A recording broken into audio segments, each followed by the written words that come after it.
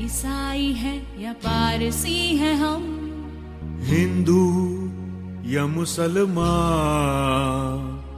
सिख हैं ईसाई हैं या पारसी हैं हम, प्यार से एतबार से आज से कहीं इंसान हैं हम। यहूदी हैं, बुद्ध हैं, जैन हैं, आस्तिक या नास्तिक हैं हम,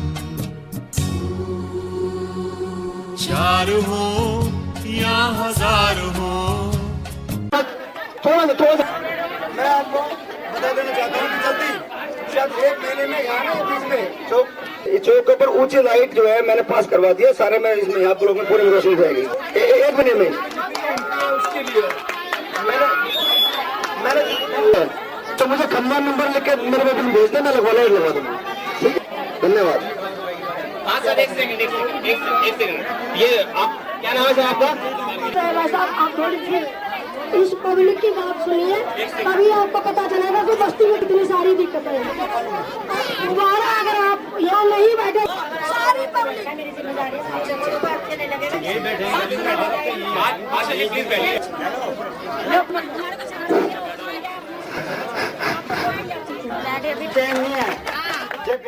दिल के कहीं इंसान हैं हम। हमारी जाने के बाद भी एक तो कूड़ा नहीं उठता, और कम से कम भी 3 महीने या 35 दिन के 90 दिन के बाद में नालियों की सफाई होती है, और कर्मचारी आने के लिए तैयार नहीं होते। अगर कंप्लेंट की जाती है तो दौड़े दौड़े सारे कर्मचारी मेरे घर के आगे आ जाते हैं, कहते हैं जी तुम हमें क्यों नहीं बताते। अब ये बताओ, जब कहने से आते नहीं तो उनको, तो मैं उनसे ऊपर कुर्सी पे बैठने वालों से ये पूछूंगा कि वो ये देखें कि साइड पे क्या होता है क्या नहीं होता। हमारे जो कॉलोनी है उसमें सफाई होती है या नहीं होती है। कुछ कर्मचारियों को जागरूक करें, कुछ जनता को जागरूक करें, मेरा यही अनुरोध है। सर देखिए ना मेरे नाम का सर, तो सर उसमें सर रोज हर दो दिन पे 3 दिन पे सर मैं इनको रिमाइंडर देता रहता हूँ, मेरे कंप्लेंट पे सर काम नहीं हो रहा है। सर आप देखना रजिस्टर उठा के, मेरे नाम की कंप्लेंट सर बहुत होगी सर, ठीक है, मगर सर किसी एक कंप्लेंट पे भी सर कुछ काम नहीं हुआ है।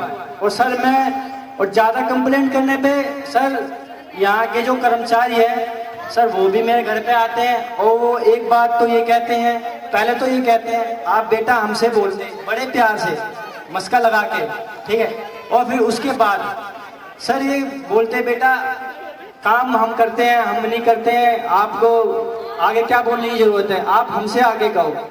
और फिर मैं इनकी बात सुन लेता हूँ, मुझे पता है ये लोग ऐसे बोलते हैं।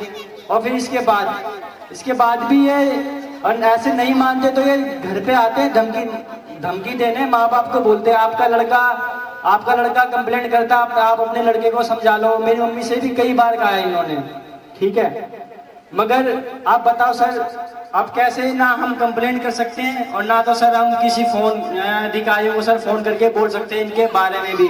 सर ये क्या, मैं अपनी मन गलत कहानियां नहीं कह रहा हूँ सर, ये मेरे पे कूड़ा उठाया जाता है बहुत ज्यादा बोलने पे, मैं कंप्लेंट करता हूँ जब मेरा ये हाल है। और सर आम पब्लिक है जो इन लोगों के बारे में जानती नहीं है बिल्कुल भी, सर वो क्या करेंगे बताओगे सर आप। और सर ऐसे ही चलता रहा तो सर बताओ सर कैसे होगा। सर फलसवा में देख लो सर आप कितनी सारी गंदगियां हैं। और सर दूसरी बात दिल्ली जल बोर्ड की, सर मैं तो कहता हूँ जो सर आपके लिए बोतलें आई है ना सर, ये बोतलें का पानी मत पियो आप, मैं आपको ना दिल्ली जल बोर्ड का टैंकर का पानी ला के देता हूँ। ये पिछले संडे आया था टैंकर, सर पिएंगे आप लोग, पिएंगे सर एक बार सर पी के देख लो सर, बहुत टेस्टी पानी है। जो हम लोग सर टंकियों का पानी गंदा है, क्यों ना हम टैंकर के ही नाम पर इनको ठगते हैं सर, ये मसला है और कुछ नहीं है सर। एक बंदा सर सरकारी कर्मचारी कोई भी सर इस कॉलोनी में काम करने को राजी नहीं है, इनकी कंप्लेंट करो तो ये सर घर पे आके धमकी देते हैं। आप बताओ सर। बरस से तो दौड़ते दौड़ते शौचालय अब बना है, लेकिन ऐसा शौचालय बना है कि कोई काम है कि नहीं है, उसमें तो ना सफाई है न एक गाड़ी मंगाते हैं, कभी खाली पैसे बटोरने के लिए बैठे हैं। हाँ जी, अब उसमें नाली में जितने पानी है सारे टंकी के पानी नाली में बहा देते हैं, लेकिन एक बार गाड़ी नहीं मंगाया है, खाली टंकी बना के रख दिया। आसपास में जो कूड़ा है जो उस टंकी में से निकाल के रखे थे वो कूड़ा अभी, जब सीवरेज नहीं है तो शौचालय के पानी कैसे निकलेंगे? गाड़ी काहे नहीं मंगाते हैं? हमारे ये कहने के मतलब है कि खाली पैसे बटोर बटोर के अपने जेबे भर रहे हैं, इतना मुसीबत से झेल रहे हैं। आप लोग जाके 1 मिनट नहीं वहाँ पर बैठिएगा। कैसा है वो जिंदगी से जाके रोटी खाते हैं तो घर बंद करके, लेकिन कैसे हम जिंदगी जी रहे हैं से आप लोग चल के एक बार देख लीजिए हमारे साथ। हम दिखाते हैं कि कैसे है वो जगह 600 भलस्तर की समस्या है। सरकार के हमने सफाई कर्मचारी लगाए हैं, वो कूड़ा अगर मैं अपने दरवाजे से निकाल के बाहर करती हूँ तो वो कूड़ा वहीं के वहीं है, वो बाहर नहीं गया, क्योंकि यहाँ पे एक भी कूड़ा घर नहीं है। उस कूड़े को उठा के खुले मैदान में डाल दिया जाता है। नालियां जो बनी है उनका पानी खुले मैदान में छोड़ दिया जाता है। वो बीमारी जो है मच्छरों से, जो भी एक भाई ने बोला कि ना तो गौर है, ना अस्पतालों में गौर है, ना इस जगह पे। इंसान को हमें बनाया और सरकार ने बहुत बड़े दावे किए कि इनको हमने जगह दे दी। तो ये भी सोचना चाहिए कि आबादी कितनी है यहाँ पे। हमने एप्लीकेशन दी, 2 शौचालयों का एक फ्री में उद्घाटन किया गया, सीढ़ियों में उद्घाटन किया गया, बाहर से पॉलिश कर देते। खुले में बैठने से कितनी बीमारियां पनपती है, बच्चे वहीं खेलते हैं, पार्क नहीं है बच्चों के लिए, नहीं खाती हैं। जब ये भलसवा की समस्या है, क्योंकि लड़कियां अगर खाना खाती हैं तो सुबह टॉयलेट जाना पड़ेगा। सुबह लंबी लाइनें होती हैं टॉयलेट में, अगर वहां नहीं जाती तो खुले में जाएंगी। तो स्कूल से लेट होती हैं, स्कूल में जाए तो वहाँ पे भी गंदगी होती है। ना तो स्कूलों में टॉयलेट की व्यवस्था है और ना ही यहाँ पे महिलाओं के लिए कोई व्यवस्था है ढंग से। हम ये जानना चाहते हैं कि अधिकारी गण है तो काम क्यों नहीं?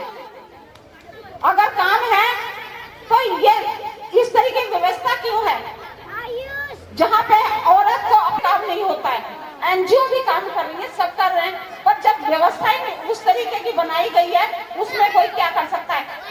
हम लोग जाते हैं तो पैसा नहीं दिया जाता, वहाँ पे फ्री सेवा लिखी हुई है शौचालय में, तो फ्री सेवा लिखी हुई है, फिर भी महिलाओं से 1 रुपया, बच्चों से 12 साल के बच्चों से भी 1 रुपया और पुरुषों से 2 रुपया लिया जाता है। अगर वो 5 बार गया तो उसको कितना पैसा देना पड़ा? गरीब लोग हैं, कोई भी अमीर इस तरीके से इन कॉलोनियों में नहीं रहता है। वो अपने खाने का करे या पैसा दे टॉयलेट के लिए। साथ साथ हम ये कहेंगे कि कोई ऐसी व्यवस्था की चाहिए जिसमें 20 या 25 रुपए का पास बनाया जाए, जिससे कि बाहर गए तो 20 रुपए खर्च हो गया, वो इतनी महंगाई में टॉयलेट के लिए दें या अपना गृहस्थी को चलाए। यहाँ पे साफ सफाई की व्यवस्था के लिए मैं विनती करती हूँ कि आप सब सुन रहे हैं अधिकारीगण, कृपया ध्यान दें इसके ऊपर। मैं एक्शन इंडिया से हूँ। तक शिवर बंद पड़ा हुआ है, खुला चलता है, और शौचालय की जब लैट्रिन निकलती है बिल्कुल सामने उबलती है, घर के सामने उबलती है। उसको कई बार हमने एप्लीकेशन भी दिए हैं और लिखे भी दिया है, उसका कोई सुनवाई नहीं हुआ। हम कहते हैं इस गटर को साफ करवाओ और इसमें डलवाओ पाइप को, वो सीधा खुला नाले की जैसे बरहा नहीं होता गाँव में, नाला जो चलता है इस तरह से बस्ती के बगल में चल रहा है वो पानी लैट्रिन का। और मेरे पड़ोसी की एक लड़के की शादी रुकी थी, तो उसकी साली घर पे आई तो करी, लेकिन यहाँ का तो गंदगी है इतनी, और यहाँ क्या रिश्ता कर रहे हो तुम? तो इसीलिए उनका रिश्ता भी टूट गया वहाँ से।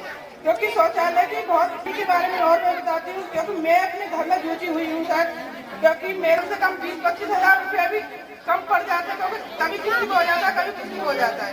क्योंकि हफ्ते का पानी हम लोग पीते हैं तो उसमें कीड़े भी होते हैं, और हम कितना उबालेंगे, क्योंकि हम पर रोटी करने के लिए तो गैस ज्यादा होती नहीं है। तो इसके लिए मैं चाहूंगी कि कम से कम पानी हमारा रेगुलर अच्छा मिले, हमको साफ सुथरा मिले। और शौचालय की तो बहुत ही बड़ी समस्या है, क्योंकि उसका बिल्कुल ऐसे गड्ढा खोद रखा है, शिकायत करने जाते हैं तो लड़ाई होती है हमारे साथ, झगड़ा होता है। तो हम ये कहते हैं उसका निवारण करा जाए। आपके एरिया में जो गंदा पानी सप्लाई वगैरह होता है उसमें गंदगी भी आती है, उसके लिए हम ORS क्लोरीन हमारे डिपो बने हुए हैं काउंसलर के ऑफिस में, सरकारी डिस्पेंसरी है, उसमें किसी को कोई पैसा देने की जरूरत नहीं है। कोई दिक्कत परेशानी होती है आप मेरा नंबर लिख लीजिए और आप फ्री बिल्कुल ले, उसमें कोई दिक्कत नहीं है, कोई दिक्कत। सर अपना नंबर बोल दीजिए। मैं सुनी और आपका जैसा एरिया है, हम लोग भी एक ऐसे ही एरिया में काम करते हैं। सुंदर नगरी का आप लोगों ने शायद नाम सुना हो, दिलशाद गार्डन के पास है, नॉर्थ ईस्ट साइड में। हम लोग भी वहाँ काम करते हैं, बहुत कुछ ऐसी समस्याएं वहाँ पर भी हैं। पर जैसा कि भी आपको पता है क्लोरीन की गोलियों के बारे में, पानी की प्रॉब्लम थी, मैं भी यही सोच रही थी कि अगर उबाल उतना नहीं सकते हैं, जो उबाल सकते हैं उबाल के यूज करें, क्योंकि अगर जो भी समस्या है कुछ ना कुछ तो हल निकालना ही पड़ेगा। सब पे गलतियां थोपने से या लड़ाई झगड़ा करने से कुछ नहीं होगा, हमें अपना भी कुछ इंतजाम करना पड़ेगा। अब क्लोरीन की गोलियों को लेके उनको कैसे यूज करना ये समझ के अच्छे से उसको कर सकते हैं उपयोग। साथ में साफ सफाई का जहाँ तक है तो हमें लगता है कि दूसरों से ज्यादा हमारी खुद की भी उसमें गलती होती है, हमें खुद भी थोड़ा सा ध्यान रखना है। हम लोग अपने घर का भी कचरा कहाँ पे फेंकते हैं? आप लोग जब सफाई करते हो कहाँ पे फेंकते हो कचरा? सब बाहर ही फेंक देते हैं ना, कोई नहीं सोचता कि उसको हम कहीं अलग रख के कहीं फेंकें।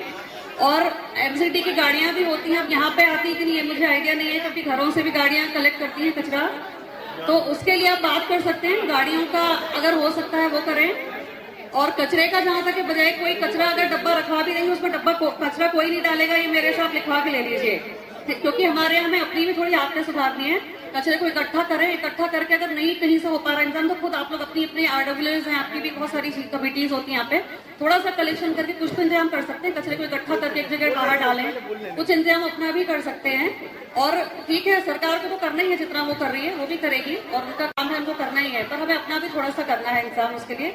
और साफ सफाई अपनी जितनी हो सकते हैं, सबसे एक अच्छी तकनीक होती है अपना हाथ धोने की आदत, जो कि हम लोग में शायद नहीं होती है। पानी खराब है, गंदगी है माना, लेकिन हाथ तो हम धो सकते हैं ना, वो हमें कोई नहीं बोलेगा आके, वो हमें खुद धोना है। दिन में आप कई बार हाथ धोइए, खाने को ढक के रखें तो उससे बीमारियां कम फैलती है। ये सब बीमारियां सब जगह होती है, ऐसा नहीं सिर्फ यहाँ पे ही है, थोड़ा ज्यादा है यहाँ पे।